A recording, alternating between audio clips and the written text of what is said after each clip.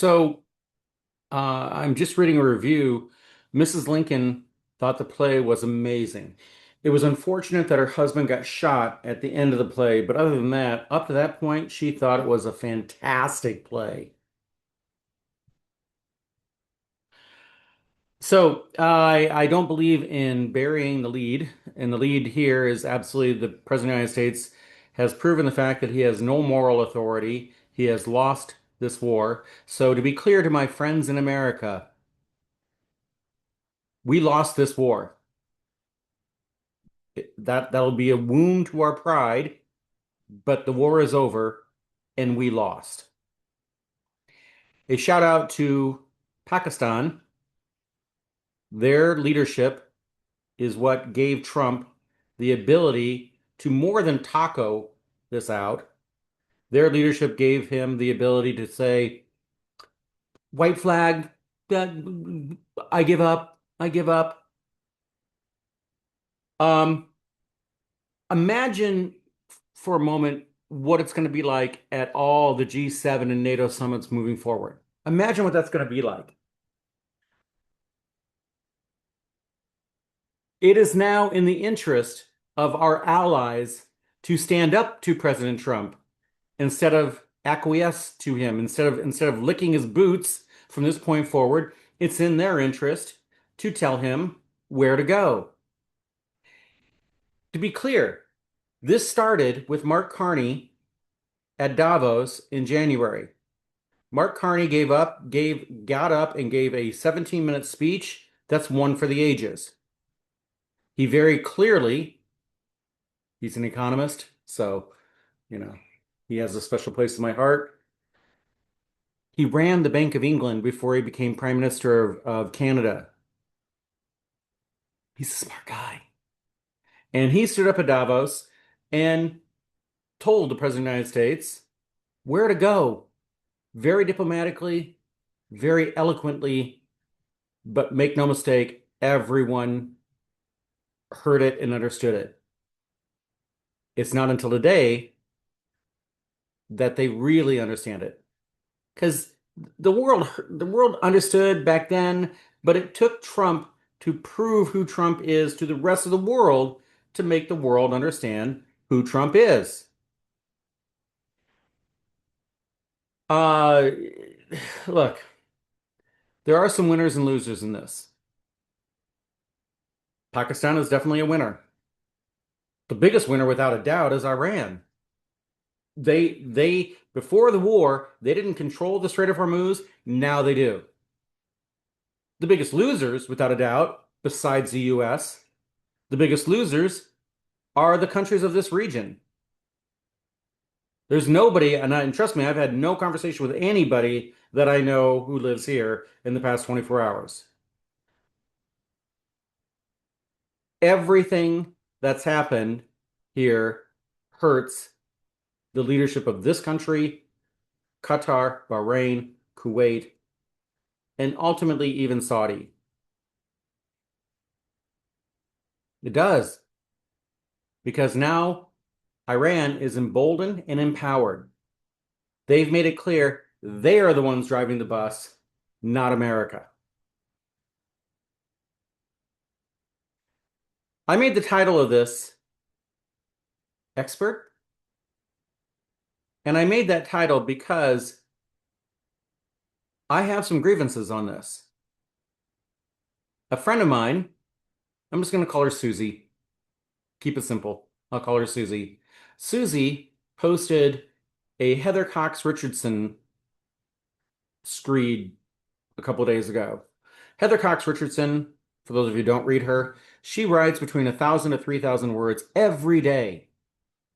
And the thing that Susie posted was something that I had said a few days earlier in one of these vlogs. And so I posted below Susie, oh, that's fascinating. You like sharing this, but you couldn't even bother to watch my vlog where I made this same point several days ago. To which Susie replied, oh, I don't have time to watch all of your vlogs, but I try to read Heather every day. Okay. in the time it takes you to read Heather Cox Richardson, you can watch most of my daily vlogs. I try to go less than 10 minutes. I don't always achieve it, but I try. There is a belief that an expert is somebody you don't know personally, which is bizarre to me. I consider myself incredibly fortunate that I have many people who are experts in the field of which they do what they do. I enjoy talking to my friend who is a VFX guru who went through Hollywood, worked on Battlestar Galactica, Voyager, so forth, all the things that I love, he's worked on special effects. I love the fact that in the same vein, a master of the thespian world is a guy by the name of Mike Pites. Uh, which, by the way, if you really care to listen to what he has to say, you can go to Thursdays with Mike. We're doing a weekly thing where I'm talking with somebody who is a god in the world of thespians. A couple of weeks ago, we included a classmate of mine, Natalie. Natalie, at one time, was a theater director at Clear Creek Amana, and she's the one who was the theater director that brought Ashton Kutcher to the world. And by the way, in the episode that she's in, that episode was to talk about her time at Ottumwa High School before moving on to Texas. We don't even talk about Ashton Kutcher, but I am happy that I'm able to talk to two unbelievable experts in their field. Great. But Susie couldn't take the time to listen to me because I'm not an expert.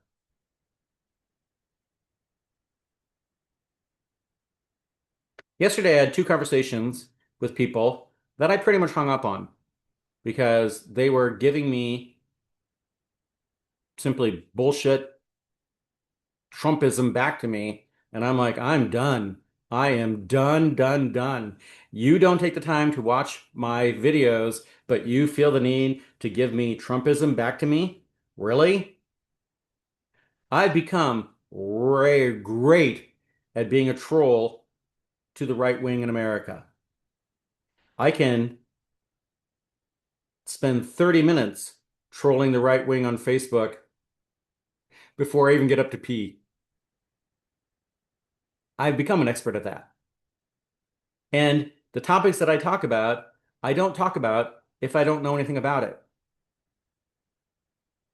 That's another thing that we have in America. We have a need to express an expertise on things that we do not have any expertise on. We've enjoyed becoming keyboard warriors that, oh, do. No, when you don't know, it's okay to say you don't know. I get fantastic teaching reviews because I've made it very clear to my students, if you don't understand something, please speak up. And my favorite students were the students who spoke up. I particularly loved Back in America, which by the way, since I'm moving stuff, I have 8,000 flies in this apartment. Back in America, one of my favorite students was a student who would give me an eye roll anytime I went on some long rant that she was like, I've had it. I'm done with this. I'm done, whatever. This is back before she could go to her phone. She just gave me an eye roll. And I'm like, understood. Moving on.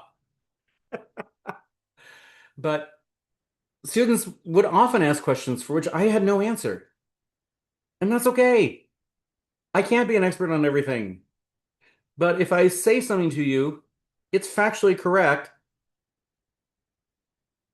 way more than you're going to get pretty much anywhere else. I am an expert. I know that's really hard for a lot of people to believe, but I am. You don't have to read Heather Cox Richardson every day. I do. That woman, if something can be said in 50 words, she takes 1,000. I don't understand it. Her way of communicating is not the same as mine. Paul Krugman, Nobel Peace Prize winner, that I stood next to at a urinal many, many years ago. We didn't shake hands because it's just something you don't do when you stand next to a guy at a urinal. He chose the urinal next to me. I was already peeing when he walked up, to be clear. Um, Paul Krugman is absolutely seen as an expert. And so he's putting out little daily vlogs like I'm doing. and getting thousands of views, which he deserves to get. But he everything he's vlogged and written in the past year, I've read, I've consumed it all, and I agree with everything he's said. There's nothing he's said that I disagree with. But I also know that many of you are not going to take the time to read Paul Krugman. As well, you shouldn't. He goes down a minutia of trade that you wouldn't care, and that's okay. But if you respect me, then take a little bit of time every day and watch my vlog and like this vlog and subscribe to this vlog.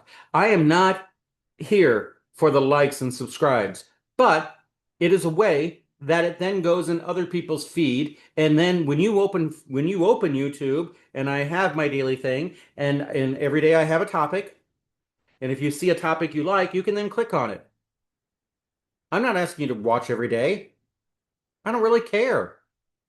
But at least show me the respect that if you're going to talk to me about a topic, you go through and see whether or not I've talked about that topic in the past week. If I have, watch that video before you ask me about that topic. That's respect. Okay, I'll get off my high horse. This is long enough. It's been a fantastic day. Wonderful. The fact that my side's going to win the midterms for the House is a given. The Senate, there's so much big money involved with the Senate. I don't know. I think we're going to win it, but that's iffy. President Trump has no moral authority. Pope Leo has all the moral authority.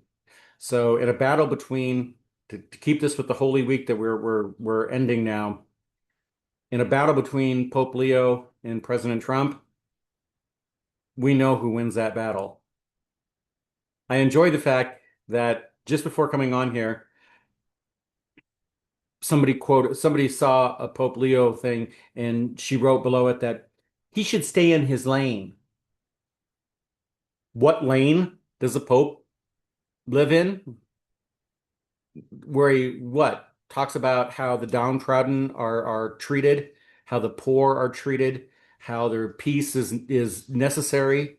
What lane is the Pope wrong to talk about this war?